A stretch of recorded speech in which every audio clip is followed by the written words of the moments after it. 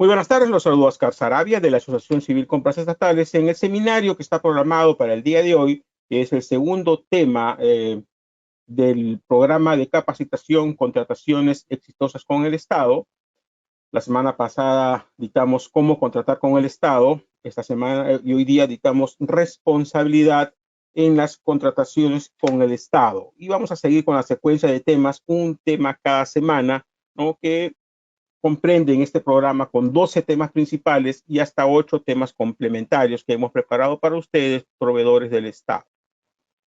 Entonces, ya habíamos dicho la semana pasada y también el primer seminario que tuvimos en la presentación de este programa, que contratar con el Estado resulta pues ser algo atractivo para nosotros como proveedores, ¿no? Por la cantidad de procesos que se convocan diarios y los montos interesantes y que también se contratan pues bienes, servicios, consultoría, ejecución de obras, ¿no? Diversos rubros que puede ser pues lo que nosotros vendemos, comercializamos, producimos o a lo que nos dedicamos, ¿no? Entonces, sí, efectivamente, el Estado resulta ser un cliente interesante, pero también le decíamos que estas contrataciones públicas se realizan con fondos públicos y pueden determinar hasta 3 tipos de responsabilidad del proveedor, ¿no? Entonces, es muy importante que ustedes conozcan esto, ¿no? ¿Qué responsabilidades son las que podrían asumir si es que se presentan a un procedimiento de contratación pública, participan en él y pueden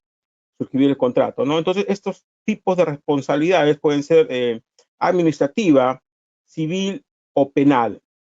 No, la responsabilidad administrativa constituyen conductas sancionables que están previstas en la ley. O sea, para que exista una sanción de tipo administrativa, tiene que haber una ley que las tipifique y que diga, oye, te voy a sancionar si tú cometes eso, ¿no? Y de esa manera sucede que en la ley de contrataciones del Estado están establecidas cuáles son las infracciones que puede cometer un proveedor del Estado, ¿no? Y cuáles son las sanciones que se van a aplicar en caso pues, de que se incurra en alguna de estas situaciones. Las responsabilidades de tipo civil tienen que ver con un resarcimiento económico, ¿no? Por el incumplimiento de alguna responsabilidad de tipo contractual o alguna responsabilidad extracontractual, ¿no? Pueden ser de repente la garantía de cumplimiento o la afectación de una póliza o, ¿no? o una penalidad, ¿no? O sea, eso puede estar establecido también en el contrato.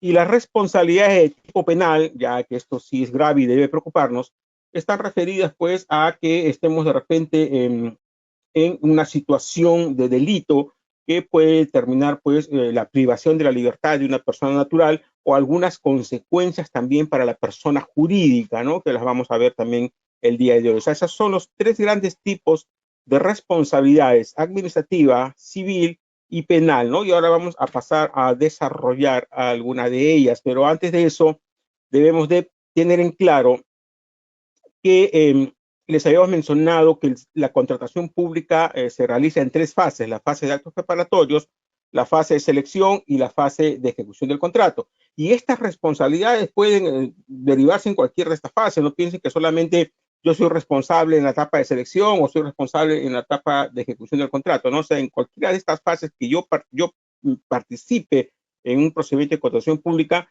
puede determinarse algún tipo de responsabilidad, ¿no? Por ejemplo, si presento un documento inexacto, con información inexacta o falso en el estudio de mercado, o sea, antes de que se convoque el proceso de selección, también soy responsable, ¿no? O sea, por eso, estas responsabilidades se pueden presentar en cualquier fase del procedimiento de contratación pública. Entonces, les decía yo que que estas responsabilidades administrativas tienen que estar tipificadas en alguna ley. Y efectivamente la ley 3225, la ley de contrataciones del Estado, establece las infracciones que van a determinar algún tipo de sanción administrativa. Y estas sanciones administrativas las determina el Tribunal de Contrataciones del Estado. O sea, ante la existencia de alguna infracción, ¿no? Que son 14 tipos de infracciones que están previstas en la ley, en el artículo 50 de la Ley de Contrataciones del Estado, ¿no? Esto se deriva al tribunal, el tribunal evalúa y, de ser el caso, el tribunal determina si va a aplicar o no la sanción que corresponda, ¿no? Por ejemplo, a este tipo de sanción, desistirse o retirar injustificadamente, le corresponde una sanción de multa. La segunda sanción, incumplir injustificadamente con su obligación de perfeccionar el contrato o acuerdos marcos, multa también.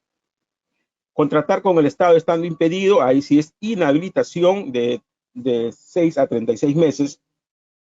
Subcontratar sin autorización de la entidad o por montos mayores o los permitidos, también multa.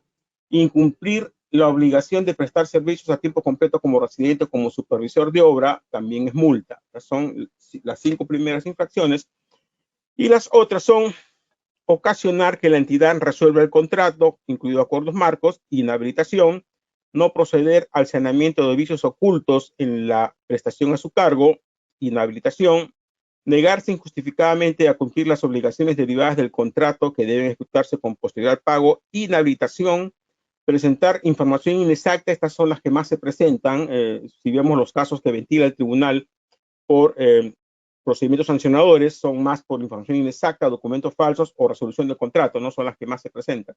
Presentar información inexacta a las entidades, al tribunal, etcétera, etcétera, no, inhabilitación. Y presentar documentos falsos, inhabilitación, está marcado de amarillo porque esto de acá es, vamos a ver ahora, es mayor tiempo, ¿no? Esta de acá es de mínimo 36 meses y acá son de 6 a 36 meses.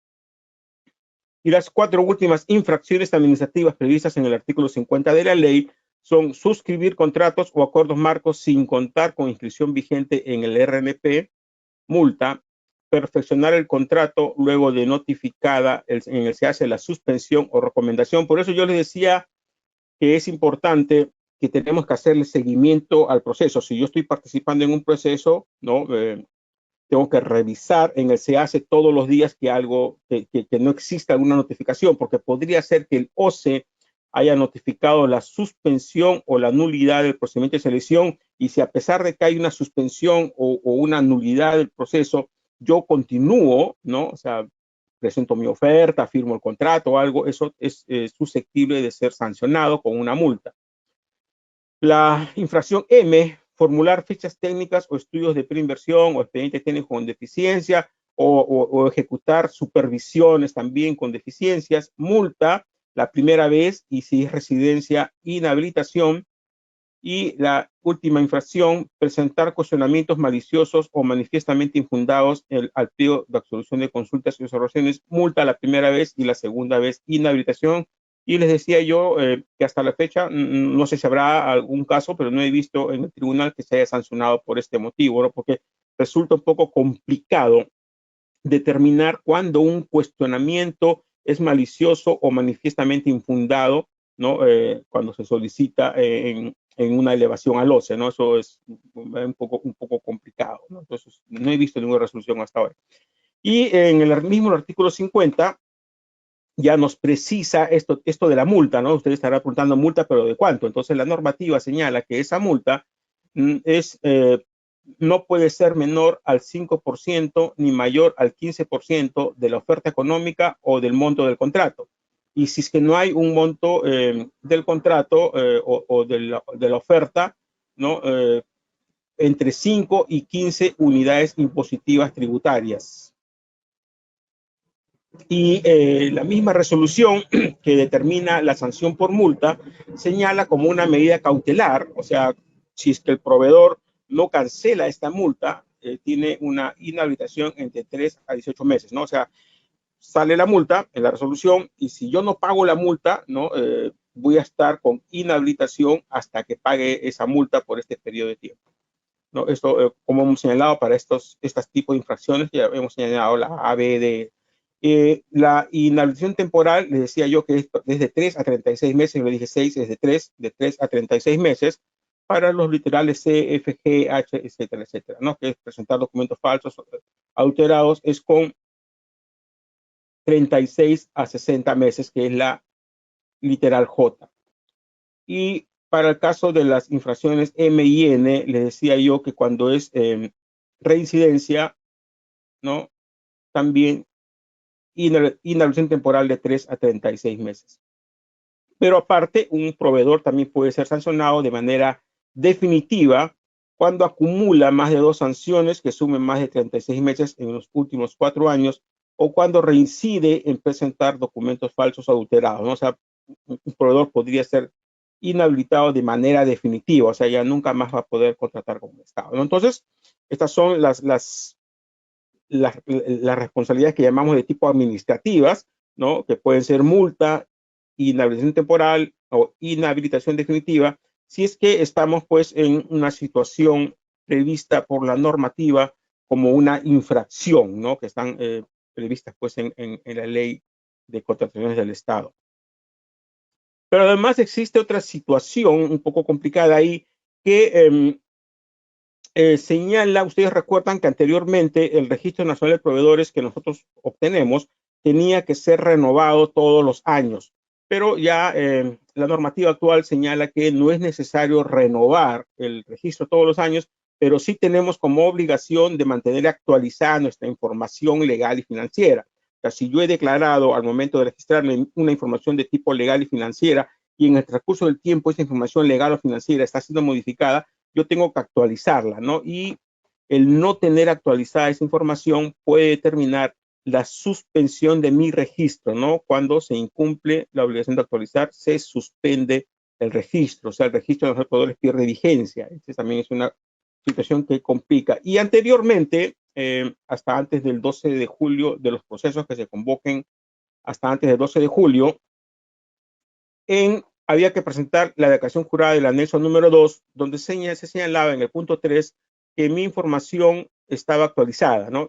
Pero si esa información no estaba actualizada, esta situación estaba determinando que la oferta sea descalificada o no admitida y que además se inicie un procedimiento administrativo sancionador.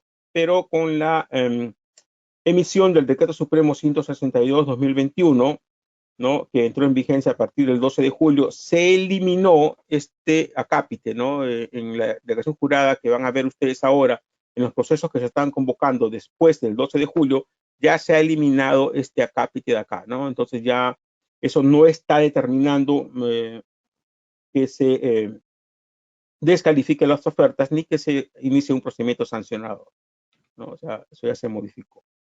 Ok, pero también puede existir algún tipo de infracción administrativa cuando existe alguna infracción al derecho de la competencia, ¿no? O sea, la ley, hay una ley emitida por Indecopi, ¿no? Que regula las infracciones del derecho a la competencia, que Indecopi ha emitido una guía que les estamos dejando ahí para que ustedes las puedan descargar y leer con detenimiento. Es una guía emitida en el año 2018, donde señala que se han detectado pues hasta 3 tipos de infracciones del derecho a la competencia que pueden ser acuerdo de precios, o sea, el pacto entre los competidores para ofertar un mismo precio de venta de acuerdos a precios mínimos, ¿no? O sea, nos ponemos de acuerdo, pues, ya que nadie se baje de 1.000 soles, por ejemplo, ¿no? Y nos ponemos de acuerdo, es un acuerdo de precios. Otro tipo de infracción al derecho de competencia es el reparto de mercado. Ya, yo vendo al sur, tú al norte y yo al centro, y nadie choca con mi territorio, ¿no? Y eso sucede, ustedes creo que lo saben que esto ocurre. O asociaciones colusorias, ¿no? Nos ponemos de acuerdo para presentarnos en un proceso, yo gano y subcontrato a mis competidores, ¿no? Eso es un acuerdo u otros tipos de acuerdos colusorios que ustedes lo pueden leer con detenimiento en la guía que les estamos dejando, ¿no? Esto está establecido el INDECOP. Y esta misma guía, por ejemplo, establece ya algunas señales o indicios de estas conductas anticompetitivas en la etapa preparatoria, ¿no? Cuando se presentan, por ejemplo, respuestas conjuntas idénticas o similares a solicitudes de cotización. O sea, la entidad pública solicita cotizaciones para establecer el valor estimado de la contratación y recibe ofertas todas idénticas, iguales, ¿no? El mismo formato, el mismo papel, que cualquiera se da cuenta que ha sido hechas por una misma persona. O en todo caso se ponen de acuerdo y nadie presenta nada, ¿no? Eso también está ya, lo ha detectado el Indecopi, que es una de las señales. Otro es participantes inusuales. Se presentan participantes que no tienen nada que ver con el objeto de la contratación, ¿no? O ausencia inesperada de participantes. Consultas y observaciones idénticas ya en la etapa del proceso. Cuando se formulan las consultas y observaciones, todas son iguales, idénticas, con el mismo concepto. O direccionadas, ¿no? Consultas direccionadas para tratar de obtener una respuesta que va a favorecer a alguien. Desistimiento o descalificaciones inesperadas, consorcios entre empresas precalificadas, en la etapa de presentación de ofertas económicas o técnicas idénticas con un padrón definido, ofertas reiteradamente perdedoras, o sea, siempre pierden, se presentan 5 y siempre pierden 4 y solamente gana uno toda la vida, subidas repentinas o inusuales de los precios ofertados, reducción repentinas o inusuales de precios ofertados, diferencias llamativas y sostenidas entre precios ofertados y el precio ganador, no sé, diferencias abismales, ofertas y adjudicaciones que siguen un patrón geográfico, siempre en una misma zona se presentan unos mismos postores, participantes que se retiran del proceso o desisten de presentar ofertas, rotaciones en el adjudicatario de la Buena Pro, consorcios inusuales, ofertas con contenidos o formatos idénticos o similares. Y después de la adjudicación de la Buena Pro, el ganador subcontrata a sus competidores, el ganador no firma el contrato, otras señales, contactos o reuniones sospechosas entre competidores, referencias a un acuerdo entre oferentes, instrumentos o recursos compartidos entre competidores, ¿no? Eso ya en esta guía no son algunas de las situaciones que ha detectado el Indecopi que pueden ser situaciones que pueden ser sancionadas, ¿no? Y la normativa señala que cuando una entidad pública, el OCE o el tribunal detectan que existe alguna de estas, algún indicio de conductas anticompetitivas, debe ser informado al Indecopi para que el Indecopi determine, ¿no?, la aplicación de alguna sanción que puede llegar a una multa que superan hasta las 1000 unidades impositivas tributarias, ¿no? O sea, imagínense, este es otro tipo de infracción, ¿no?, que ya lo ve Indecopi, aparte de la que hemos visto que ve el tribunal, ¿no?, que pueden determinar multas hasta por 1000 unidades impositivas tributarias. Y, por ejemplo, se han visto casos ya de sanciones a centros de hemodiálisis, fue publicado en los medios de comunicación, dice, confirman sanción a centros de hemodiálisis por pactar precios en licitaciones, o al Colegio de Ingenieros, confirma sanción del Indecopi al Colegio de Ingenieros por incurrir en prácticas anticompetitivas, establecían montos mínimos para presentar ofertas en las consultorías, y también a las empresas que venden gas, ¿no? Solgas, Lima y Zgas también habían concertado precios del GLP y también el Indecopi lo sancionó. Estos son algunos casos, ¿no? Los más grandes que se han ventilado. Y la ley esta de reprensión de prácticas anticompetitivas, ¿no?, también considera un programa de recompensas, ¿no? Se señala pues de que cuando hay algún colaborador, alguien que informa de estas situaciones y da información que permita detectar que ocurren estas prácticas ilegales, ¿no?, el Indecopi puede ofrecer recompensas que pueden llegar hasta 400.000 soles. Cuando esta información es valiosa, permite identificar que efectivamente ocurrió algo y se logra sancionar pues a estas empresas que están incurriendo en estas prácticas anticompetitivas, ¿no? O sea, ese es otro tipo de infracción que está prevista en nuestra normativa, en el artículo 14 de la Ley de Contrataciones del Estado específicamente, se habla pues de estas prácticas anticompetitivas, ¿no? Dice, cuando la entidad, el OCE o el tribunal verifiquen la existencia de indicios de conductas anticompetitivas, debe de ser informado al Indecopi para que el Indecopi determine pues si es que hay alguna situación que determine una sanción. Y lo mismo también se reitera en la 23ª disposición complementaria de la ley, ¿no? O sea, también nos habla de lo mismo, que está en el decreto legislativo 1034. ¿Okay? O sea, tenemos estos dos tipos de infracciones, las que ve el tribunal y las que ve Indecopi, así que tengamos cuidado con eso. Pero aparte les decíamos que existe otro tipo de responsabilidades, las responsabilidades de tipo civil, que ya tienen que ver un poco con la afectación económica del proveedor, ¿no? Lo otro son sanciones que pueden ser, pues, suspensión, inhabilitación, una multa, ¿no? Pero en este caso ya son responsabilidades de tipo civil, que pueden ser, pues, aplicación de penalidades, ejecución de garantías o la afectación de las pólizas de seguros que se puedan haber presentado por los daños que se presenten, pues, a la entidad pública, ¿no? Y en el caso de penalidades tenemos penalidades por mora que están establecidas en nuestra normativa y también otras penalidades distintas a las de mora.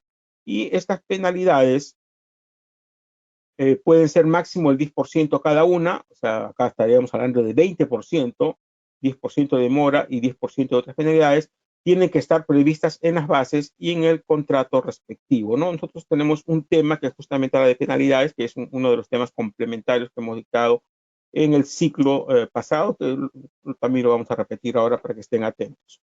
Pero aparte también, a la suscripción del contrato pueden solicitarnos una garantía de fiel cumplimiento, una póliza de caución o una carta fianza para garantizar la prestación hasta por el 10% del monto del contrato, que en caso de incumplir en nuestras obligaciones contractuales, la entidad pública podría no ejecutar esas garantías. Pero también existe otro tipo de garantía que es por cumplimiento de prestaciones accesorias y hay otra garantía por los adelantos, ¿no? En algunos casos yo puedo solicitar adelantos de la entidad contra una garantía y si es que existe alguna situación de incumplimiento, también pues esta garantía se pueden ejecutar, ¿no? Entonces, estas son algunas de las situaciones de las responsabilidades de tipo civil, ¿no? Que también, por ejemplo, tenemos la afectación de pólizas, la póliza de responsabilidad civil, la póliza de deshonestidad,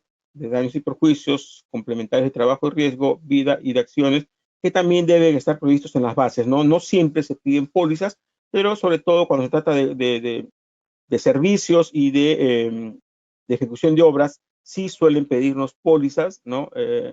En las bases del contrato que pues podrían pues determinar alguna situación que afecte el resultado económico del contrato, ¿no? Yo cuando me presento a un proceso de selección tengo una expectativa de una utilidad, pero si de repente me aplican una penalidad o me ejecutan una garantía o me están afectando alguna póliza de seguro, eso puede determinar que la utilidad que yo esperaba de ese contrato no sea pues la que yo había calculado, ¿no? Por eso es importante que tengamos en cuenta eso, ¿no? O sea, está previsto en la normativa. El artículo 162 es el que nos habla de la penalidad por mora. Hay una fórmula de cómo se calcula esa penalidad.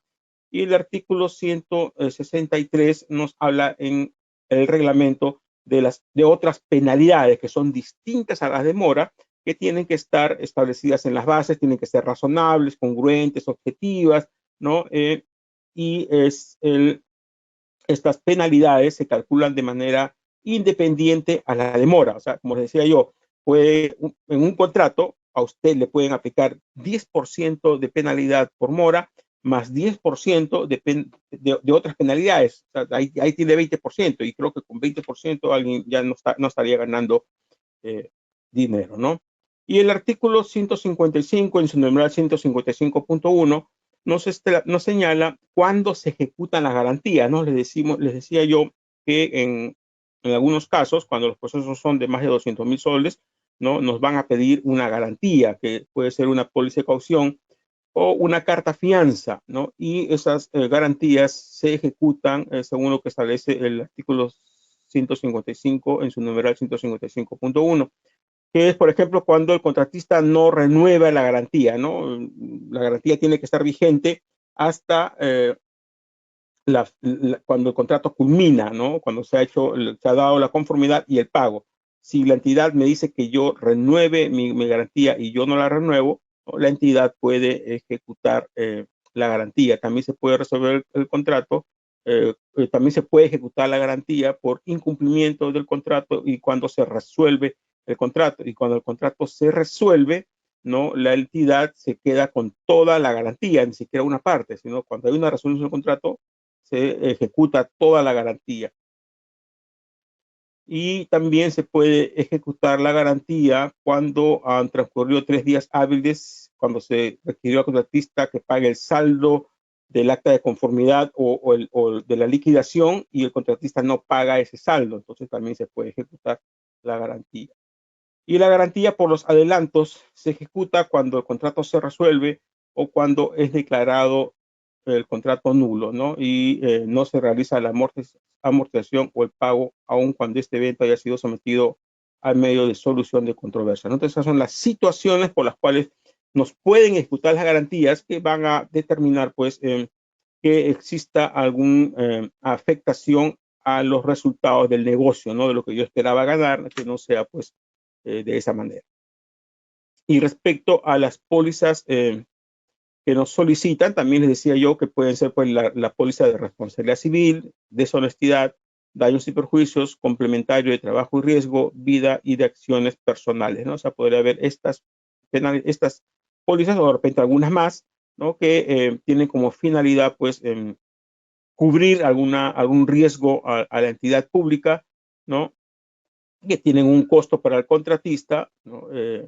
Y que además el numeral 166.1 del artículo 166 del reglamento señala que cuando la entidad pública resuelve el contrato, ¿no? Aparte de la ejecución de la garantía, que les decía yo, cuando resuelve el contrato me ejecutan la garantía, dice que la entidad pública puede solicitar una indemnización por los mayores daños irrogados. O sea, si esa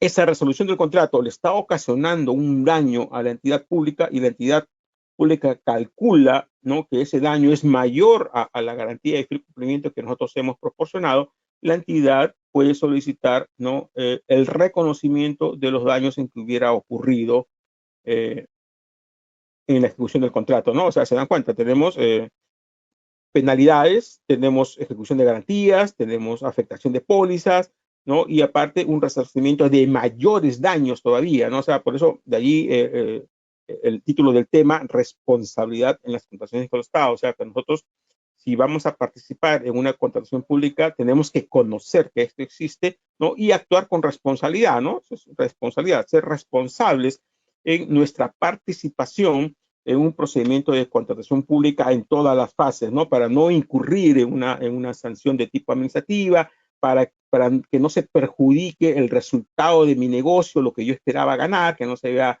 afectado por una penalidad, por una ejecución de una garantía, por una afectación de una póliza, ¿no? Y nuestra normativa en el artículo 40, ¿no?, también establece que el contratista es responsable de ejecutar la totalidad de las obligaciones a su cargo, ¿no? En el caso de obras, hasta 7 años después de culminado el contrato. En el caso de elaboración de expedientes técnicos, hasta 3 años, ¿no?, después de culminada la prestación.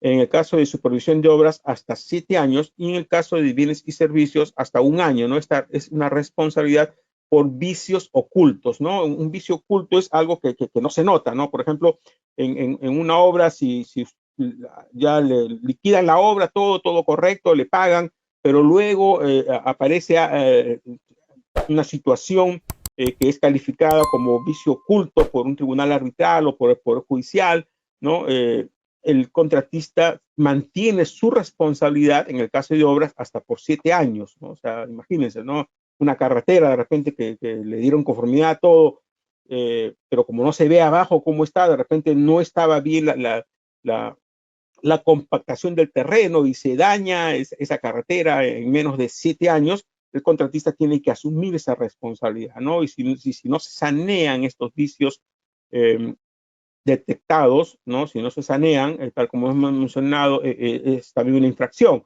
¿no? No sanear los vicios ocultos, decía una infracción, ¿no? O sea que si a mí me encuentran responsabilidad, la entidad me notifica, el tribunal arbitral determina, nos vamos a un arbitraje, el tribunal determina que efectivamente es un vicio oculto, ¿no? Y si yo no lo subsano, ¿no? Pues eso también puede determinar una inhabilitación, ¿no? O sea, tengamos en cuenta eso, ¿no?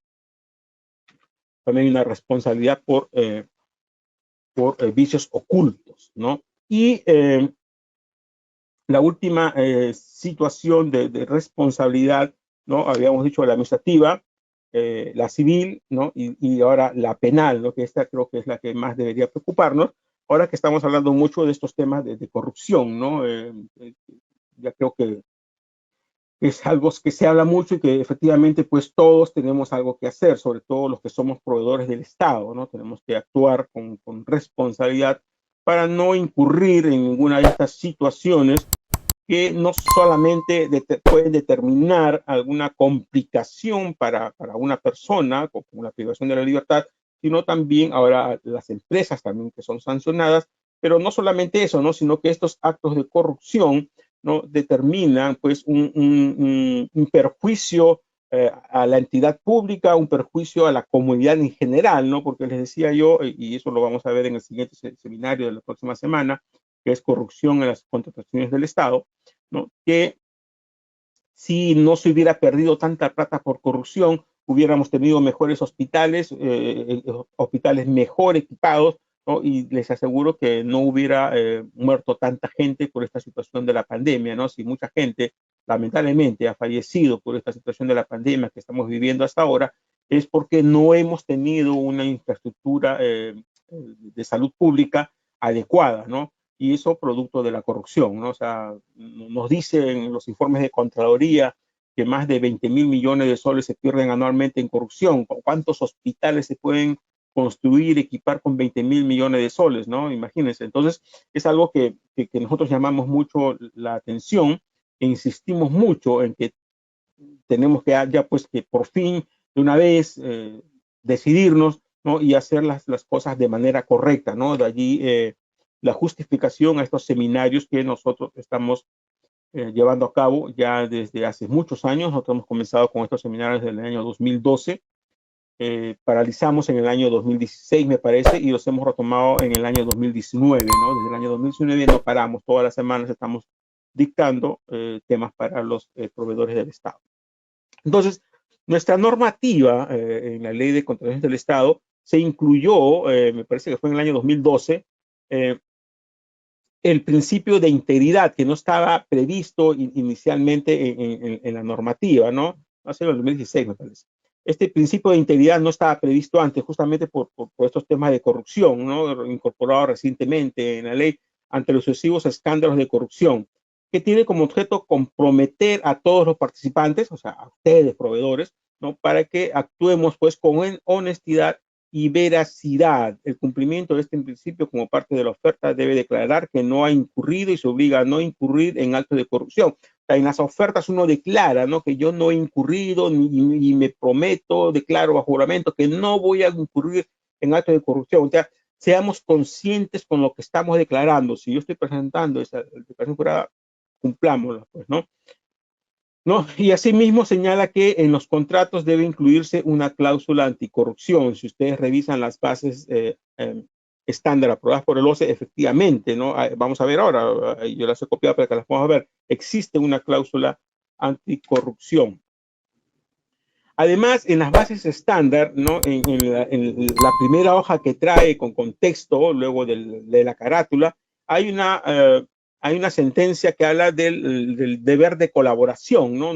Hay un párrafo entero ahí que nos habla del deber de colaboración, que dice que tanto la entidad como el proveedor se someten a las bases, ¿no? Y que declaran que van a colaborar con el OCE, con el INDECOPI, en caso que se detecte pues la comisión de alguna situación que sea fraude, colusión, corrupción, ¿no? O alguna afectación a la libre competencia, ¿no?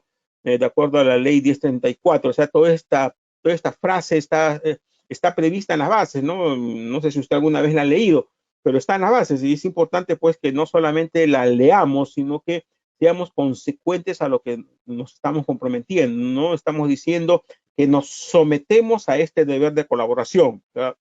Que sea así, ¿no? Y esta cláusula anticorrupción está en la proforma de contrato que encontramos en las bases estándar, es la cláusula 15ª que nos habla de la anticorrupción, donde dice el contratista declara y garantiza no haber directo, indirectamente o tratándose de una persona jurídica a través de sus socios, integrantes, etcétera, etcétera, ofrecido, negociado, efectuado cualquier pago, ¿no? Dice, asimismo el contratista se obliga a conducirse en todo momento, ¿no? Con honestidad, probidad, veracidad, integridad y no cometer actos ilegales de corrupción. Y el contratista se compromete a comunicar a las autoridades competentes de manera directa, oportuna, cualquier acto, a adoptar medidas técnicas organizativas y o de personal apropiadas para evitar los referidos actos o prácticas. O sea, eso está en el contrato, ¿no? Pero la letra parece que es muerta, ¿no? Esta letra, todo lo que está en el contrato, parece que es muerto, nadie le hace caso, De repente alguien ni siquiera lo ha leído, ni siquiera sabía que existe esto, ¿no? A veces firmamos el contrato y ni leemos lo que hay, ¿no? O nos presentamos a un proceso y ni siquiera leemos las bases, no sabemos que existía un deber de colaboración, un principio de integridad, esta cláusula de anticorrupción que está en todos los contratos, firmamos los contratos y no lo cumplimos, ¿no? Y si yo estoy firmando un contrato, se supone que es para cumplirlo, ¿no? Y si no lo cumplo, estamos en un incumplimiento del contrato que determina la resolución del contrato, ¿no? O sea, el incumplimiento de esa cláusula anticorrupción puede determinar la resolución del contrato, pero además también el artículo 44 de la ley que nos habla de la nulidad del contrato, ¿no? Nos dice que un contrato puede ser declarado nulo cuando por sentencia consentida, ejecutariada o reconocimiento del contratista, ¿no? Señala que pues ha practicado, está inmerso en alguna situación, ¿no? De haber pagado, recibido, ofrecido, intentando pagar, recibir, ofrecer en el futuro algún pago, beneficio indebido, etc. Esto puede determinar la nulidad del contrato, ¿no? Sin perjuicio de las responsabilidades de tipo penal y civil a que hubieran lugar, ¿no? O sea, tengamos cuidado con eso, ¿no? O sea, estar en alguna de estas situaciones de actos de corrupción puede determinar la resolución del contrato o la nulidad del contrato previsto en el artículo 44 de la ley, ¿no? Y nuestra normativa, ¿no? Es en el artículo 4 de la ley del procedimiento administrativo general, nos habla del principio de presunción de veracidad. En todo procedimiento de selección, los documentos que se reciben, en todo procedimiento de contratación pública en general, no que son procedimientos administrativos, los documentos que se reciben se presumen que contienen información veraz. Dice salvo prueba en contrario, ¿no? Dice esta presunción admite prueba en contrario. O sea, cuando la entidad pública recibe esos documentos, dice, ya, ok, tú estás declarando que son verdades, yo te los recibo creyéndote que efectivamente todo es veraz. Pero también existe un procedimiento de fiscalización posterior que tienen las entidades que realizar, y si en ese procedimiento de fiscalización posterior se determina que los documentos que se han recibido bajo presunción de veracidad no contienen información veraz, ¿no? Eso determina nulo el acto administrativo y aparte las sanciones de ley, ¿no? De tipo administrativas y hasta penales, ¿no? Entonces, esto está en la ley del procedimiento administrativo general. Y en el artículo 64 del reglamento de la ley de contrataciones del Estado, ¿no? Cuando nos habla del consentimiento de la buena pro, nos señala que luego de consentido el otorgamiento de la buena pro, el órgano encargado de las contrataciones o el órgano que ha sido designado por la entidad realiza, dice, la verificación de la oferta presentada por el postor ganador de la buena pro. A mí me dieron la buena pro, la entidad recibió mis documentos bajo presunción de veracidad, pero la norma señala que esa oferta ganadora tiene que pasar por una verificación, una fiscalización posterior. La entidad revisa, a ver, esta constancia de trabajo, llama al empleador o le manda un correo al empleador, señor, hemos recibido esta constancia, ¿es verdadera o no? O existe pues un diploma, un título profesional, van al SUNEDO, preguntan al SUNEDO, o se hace un cruce de información para determinar si los documentos que estamos presentando a la entidad pública, ya sea en la oferta, a la firma del contrato, ¿no? son veraces. De no ser así, bueno, se determina, pues, se puede determinar la pérdida de la buena pro, ¿no? Y la información al tribunal para el inicio de un procedimiento sancionador, ¿no? O sea, eso también tenemos que tener en cuenta.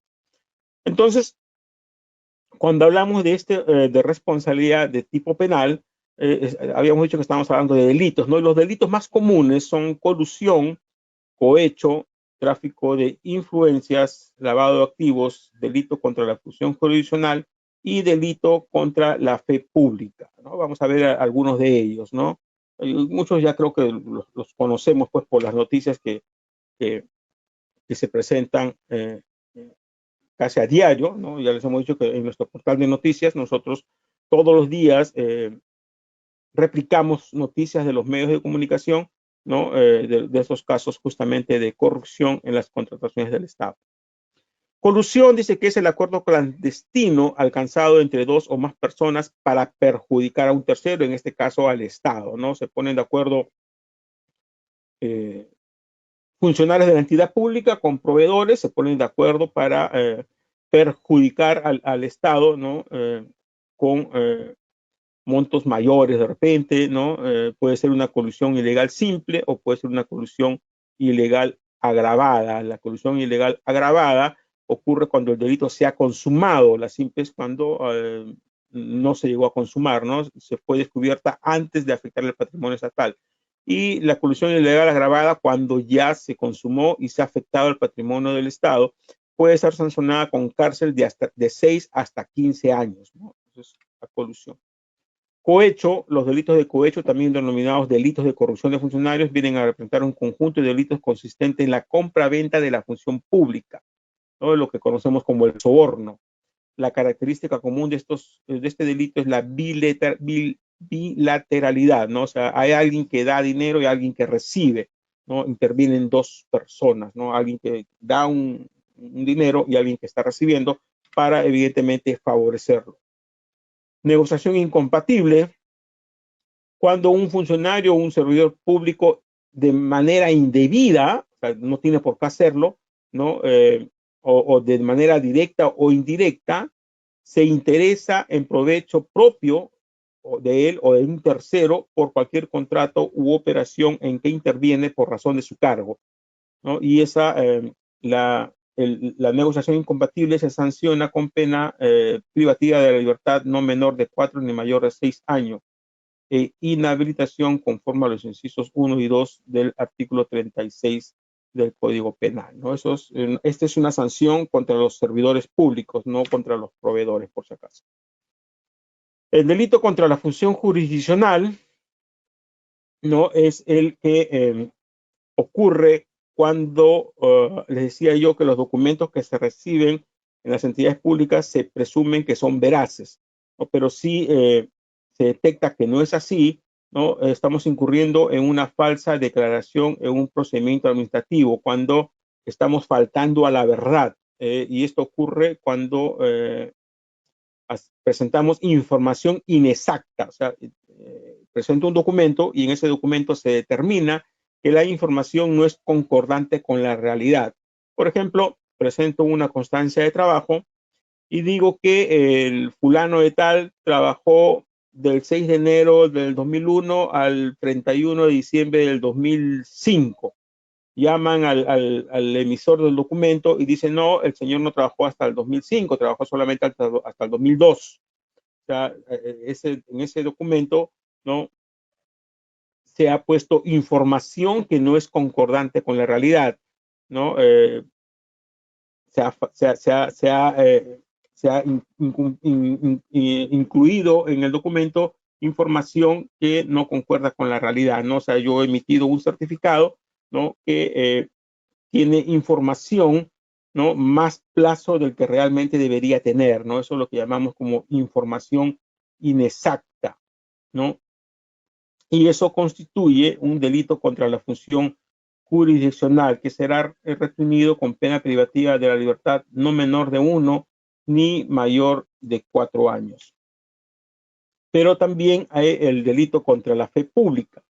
Y el delito contra la fe pública es la falsificación, ¿no? Habíamos hablado que en las infracciones administrativas tenemos presentación de información inexacta, ¿no? Que si se detecta, entonces también constituye un delito contra la función jurisdiccional, pero también tenemos una infracción administrativa que es presentación de documentos falsos, y eso constituye un delito contra la fe pública cuando se adultera un documento, ¿no? O sea, tengo un documento y lo modifico, lo cambio, o le consultan al emisor y el emisor dice, no, yo no emití ese documento, no ha sido falsificado, o yo lo emití, pero no tenía esa información, han cambiado la información, ¿no? Entonces, eso se conoce como presentación de documentos falsos, ¿no? Y en el Código Penal se configura como un delito contra la fe pública que tiene una pena privativa de la libertad no menor de 2 ni mayor de 10 años y con 30 a 90 días multa si se trata de un documento público, ¿no? Si es un documento público que ha sido adulterado, ¿no? Ya la pena es mayor, ¿no? O sea, estos son los delitos que se pueden presentar, ¿no? Pero estas penas privativas contra la libertad, ¿no? Se aplican a la persona natural, ¿no? Por ejemplo, si es una persona jurídica, al gerente, ¿no? Que es el responsable de esa persona jurídica, ¿no? Al que asume la responsabilidad. Pero también ahora la ley 3424, que fue promulgada en el año 2016, en abril, ¿no? Y que fue modificada por el decreto legislativo 1352, reconoce independientemente a la responsabilidad de la persona jurídica. O sea, si una persona jurídica, claro, una persona jurídica no puede ser metida a la cárcel, ¿no? No pueden agarrar a una persona jurídica y meterla a la cárcel. Meten a la cárcel al gerente o a la persona responsable de la falsificación o de la colusión, ¿no? O del tráfico de influencias, no sé, a esa persona la meten a la cárcel. Pero también ya nuestra normativa prevé que la persona jurídica también pues pueda ser sancionada, ¿no? Y ha determinado algunas medidas accesorias contra la persona jurídica cuando esta persona jurídica, ¿no? Por las personas que lo representan, se encuentran pues en una situación de esta que conocemos como corrupción, ¿no?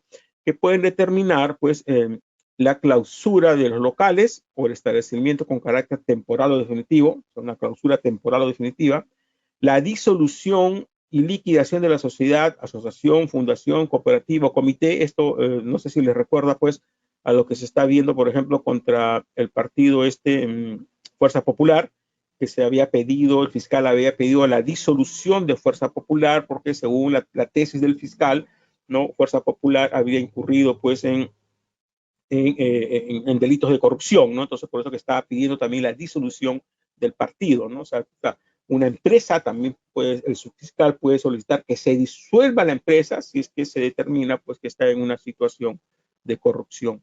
La suspensión de las actividades de la sociedad, asociación, fundación, cooperativa o comité por un plazo no mayor de 2 años. La prohibición de la sociedad, fundación, asociación, cooperativa o comité de realizar en el futuro actividades de la clase de aquellos en cuyo ejercicio se haya cometido, favorecido o encubierto el delito. Esta prohibición puede ser temporal o definitiva. O una multa no menor de 5 ni mayor de 500 unidades impositivas tributarias, ¿no? O sea, la persona jurídica, ¿no? Que se ha visto inmersa en alguna situación de corrupción, también puede recibir algún tipo de estas medidas accesorias determinadas pues en el Código Civil, ¿no? Muy bien, entonces eso es en resumen, ya ustedes pueden revisar la información que les estamos dejando para complementar un poco el tema que ha sido expuesto, ¿no? Siempre lo hacemos así bastante ligero por el poco tiempo que tenemos, pero ustedes ya pueden pues profundizar en los documentos que les dejamos y también revisando con detenimiento las diapositivas, ¿no? Entonces habíamos dicho 3 tipos de responsabilidades administrativas, ¿no? Que pueden ser pues las que puede aplicar ya sea el Tribunal de Contrataciones o el INDECOPI, las de tipo civil, ¿no? Que tienen que ver un poco con la afectación económica pues, del negocio que se pensaba realizar, ¿no?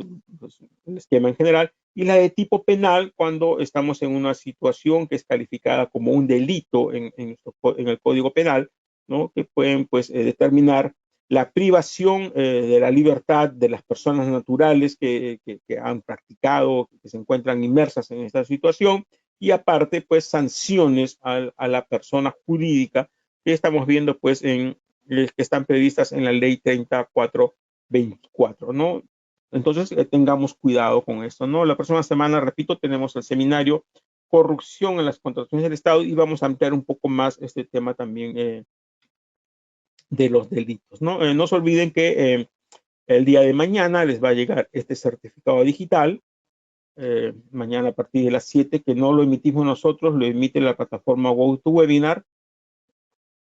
sale con este modelo, no tiene el número de horas, no tiene firma, sello, nada, y el nombre lo copian tal cual usted se ha registrado. Por eso decimos que tengan cuidado cómo se han registrado ustedes. Y nosotros emitimos este certificado a aquellos que estén interesados. Es opcional, ¿no? Pueden pedir un certificado por cada webinar al que participan, o si siguen la serie de los 12 webinars que vamos a dictar en las siguientes semanas, pueden pedir un solo certificado por los 12 webinars por 48 horas lectivas con el título de contrataciones exitosas con el Estado, ¿no? Y si alguien no participa en todos los webinars, puede solicitar acceso a los videos para completar la serie y se emite ese certificado. O pueden solicitar el diploma en contrataciones exitosas con el Estado, los que siguen los 12 webinars principales y 6 complementarios, ¿no? Al finalizar los temas principales, nosotros vamos a dictar de repente hasta 8 o 10 temas complementarios. La última vez hemos dictado 12 temas complementarios, ¿no? Y los que siguen todos estos temas, los principales, los complementarios, máximo 6 les pedimos, y desarrollan algunos casos que le vamos a enviar, pueden optar por el diploma en contrataciones exitosas con el Estado por 120 horas lectivas, ¿no? Son los tres tipos de certificación opcional que tienen ustedes de manera optativa, no voluntaria. El servicio de asesoría lícita fácil, asesoría integral en contrataciones del Estado que les damos a nuestros clientes, ¿no? Ha sido diseñado en base a la experiencia de 21 años que tenemos asesorando a empresas para contratar con el Estado, y es un servicio integral, como su nombre lo señala, servicio integral, ¿no? Porque cubre estas tres fases, ¿no? Cubre la fase de actos preparatorios, cubre la fase de selección y cubre la fase de ejecución contractual. En todas esas fases, los clientes están cubiertos por nosotros, cuentan con el asesoramiento correspondiente, ¿no? El servicio incluye envío de información del SEACE, ¿no? Que se está convocando diariamente a cada cliente, se le envía la información, el análisis de las bases, formulación de consultas, revisión de la oferta, recursos impugnativos, penalidades adicionales, etcétera, etcétera, ¿no? O sea, todo lo que pueda ocurrir en la fase de contratación pública, ¿no? En cualquiera de sus fases, nosotros estamos con nuestros clientes por un pago fijo al mes, ¿no? Un pago todos los meses, un solo monto. Sin límite de procesos, ¿no? Un cliente se puede presentar en un mes pues a 5, en otro mes a 6, en otro mes a 1, a 10, sin límite de procesos, está cubierto ese monto, ¿no? Bien, finalmente mis datos de contacto, la página de compras estatales, donde se publica diariamente noticias, opiniones, comentarios, ¿no? Respecto a las contrataciones públicas y lucha contra la corrupción. Información del servicio Licita Fácil, ahí tienen el enlace. Información de los webinars se publican siempre en esta página. Hoy día a partir de las 11 de la noche aproximadamente se va a cambiar la publicidad ya para el evento de la próxima semana. Mi correo personal, el correo para que nos envíen sus denuncias y, de ser el caso, publicarla en nuestro portal. Mi teléfono personal con WhatsApp, el acceso a Facebook, a Twitter, a YouTube, LinkedIn, a SlideShare, donde están las diapositivas de nuestros seminarios, a Instagram también, ahí están los accesos a nuestras redes sociales. Y ahora, con eso doy por terminada la fase expositiva con 155 personas conectadas a esta hora. Ok, gracias amigos por su participación. Nos vemos la próxima semana en el seminario Corrupción en las contrataciones con el Estado, el próximo jueves a la misma hora. Creo que después de las 7:30 juega Perú, me parece, ¿no? Así que igual acabamos antes. Muchas gracias a todos ustedes. Que tengan un buen fin de semana.